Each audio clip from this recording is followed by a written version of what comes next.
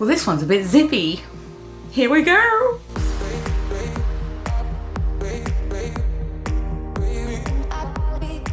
Hi and welcome back to the Polymer Clay channel.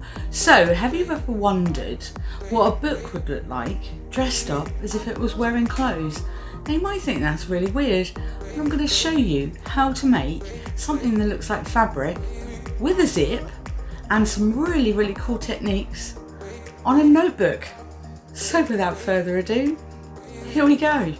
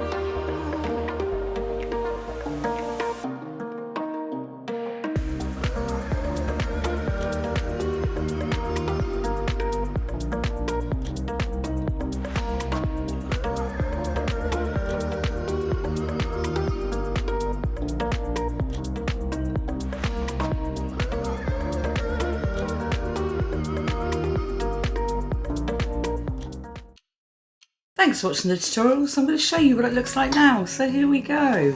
Right, so this is the most strangest creation I have ever come up with and probably ever will come up with. The reason why I made this, I saw a picture on Pinterest, as I normally do, of a really gigantic zip. And I thought, you know what, I really like a gigantic zip. So that's what I was going to go for.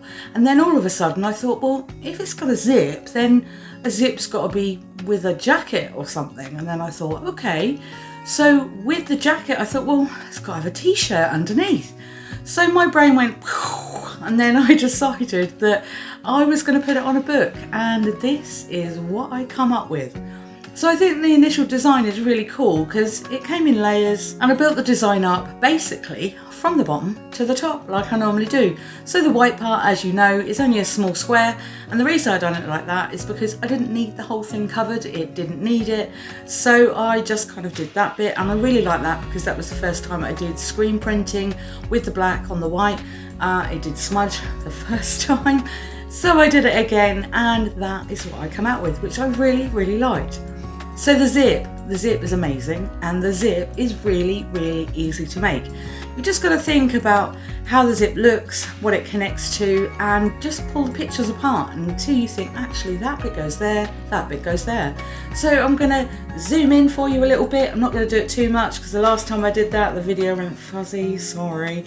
But yeah, I really like the way the zip sort of turned out. It's really realistic and I just love the way it looks. So yeah, and then all the creases where the polymer clay is to look like a little jacket, I made those look as kind of authentic as possible. I wanted the creases to look like material, so I made some of them stick out quite a lot. So this one, for example, here is quite fragile. There's not a lot underneath it. It's just a big piece of clay that's basically got a gap in the middle. And then these ones, some of them I built up. So this one I think was one of the logs that I put on and then smoothed it all in because I wanted a bit more movement in the jacket. I wanted it to look, you know, like someone had just unzipped something. So yeah, and then I thought, well, you know, it's a bit boring. So I thought, well, it was grey, and I thought I'm going to get out my mica powders like I normally do. And that's exactly what I did. Then I got out one of my new moulds and I really loved that. So the little pattern that I decided to use is this one here, which is, you know, just the corner part. I am going to use that whole thing at some point. I absolutely love it. The design worked really well in the clay, and the clay that I have isn't particularly soft either. So it worked out really well, and the print was amazing. And as you saw here, it worked out really well. Bit squashed here, but that was based on the fact that there was some movement on the jacket there. It literally, I just had to work on it. And you know, if something doesn't work quite right on my channel, I just go with it, which is what happened. And then I put the one at the top here as well because I wanted it to have sort of enough decoration. I don't want it to look as plain as it was originally, and that is what I come up with. So I'm quite impressed with this. It is a little strange, I know that, but I came up with the idea, as I said, in stages. First it was a zip and, you know, all that sort of stuff. And I just thought, I'm just going to go with it. So this is now a book cover. I am going to show you inside. I have obviously videoed this. It's really plain and really simple. I had to cover it up obviously because of the white bit here, you could see it. So all it meant is that this part here had to lay flat once it was baked the first time round, and it just has to go flat and upside down, so this part bakes really soft. So I haven't done a back, and the reason why I haven't done a back is because I ran out of grey. But I wanted to show you, as I like to, the simplest part of it, the part that really makes the design. And if you wanted to, you could cover a piece of cardboard with the more grey if you've got it. And basically, so long as you make it thick enough, the cardboard inside won't burn, but you do have to keep the temperature quite low if you put any sort of card or paper in the oven. So this is how you create a zip that looks like a top and a t-shirt from Polymer Clay and make it into a book cover. Thanks for watching, and I'll see you again soon.